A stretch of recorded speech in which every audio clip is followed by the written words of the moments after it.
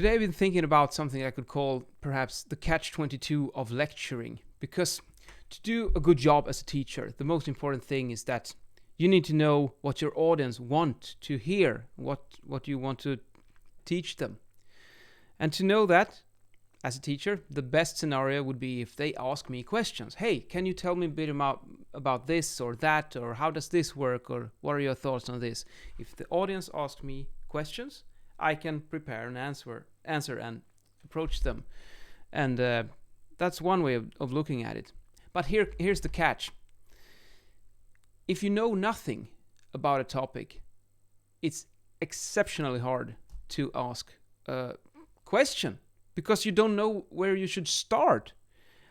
I usually have this as a quality control on my lectures, that if I finish my lecture and I get no questions, then I have failed. I've done a bad job, because they understood, the audience, they understood so little that they can't even formulate one question.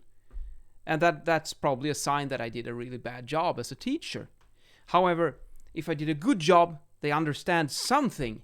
And the moment that you get some kind of traction, you understand something, then I'm pretty sure that you can formulate at least one question. Okay, now I understand this. I want to learn more about that. So here's that's the catch.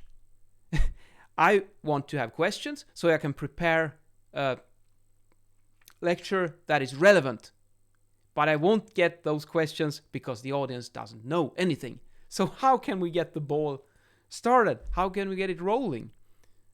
Well, the answer is quite simple. You just have to do it anyway. So I just have to guess, prepare a lecture, or it could be like content of these kinds of YouTube videos that I've been doing lately. I just publish something and see what happens.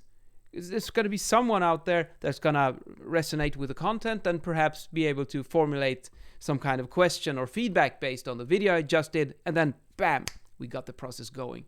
I can then react and answer to the comment or the feedback that I get, tweak my content, put out more, which will perhaps attract more attention and generate more questions, and that's how you can get the ball started. So it's a very, very different thing if you're talking with, let's say if I would meet with a fellow acoustician who is also a specialist in wooden constructions and building acoustics. We could just, bam, jump into an academic discussion instantly because we know a lot about our topic. We're in the same field. We have the same language, and we have the whole background, so it's very easy for us to get the conversation started. But what I'm talking about here is the catch-22, that when you've got nothing, like if we're going to prepare a basic course in acoustics, and perhaps the audience knows nothing about acoustics. And for me, it's difficult. Where should I set the bar? Because I don't know if they know nothing. They might be quite skilled, some of them perhaps. And I usually set the bar quite low, but I've had times when I've done lectures and I got feedback that, hey, this was really bad because you were aiming way too low. We knew that stuff already. Okay, fine. But I did not know that in advance, so I just have to make a qualified guess, and that's the best we can do often. So, well, the key takeaway of this is just do it. Just do it anyway. Start asking questions about the thing you want to know. Approach the people who know something and ask them, and see if you get a response. And the same goes for us teachers and lecturers. You just put the content out there and see what happens, because it's just like when you're riding a, what's it called? Vattenskoter, like a jet ski on the water. It's a jet-powered watercraft. You got zero control until you push the throttle and the jet stream starts going. Then you can steer and you can control your watercraft. But if you don't give it any throttle, you're just gonna drift away with the wind and end up anywhere you don't know, because you're not giving it throttle. And that's the same with life in general. And it's very true when doing lectures and preparing education. And in tonight's video, I'm wearing a white shirt, which always looks kind of formal, even though it's a very not so formal shirt, this one.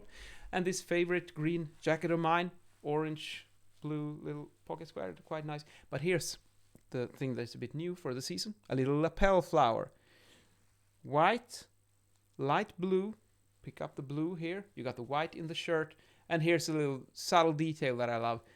These things in the middle of the flower, which I don't really know what they're called in English, but they have black pointy ends here, and then you could pair it with a black belt like I've done here. So you just pick up that little subtle little detail here, which creates a very nice harmony. See ya.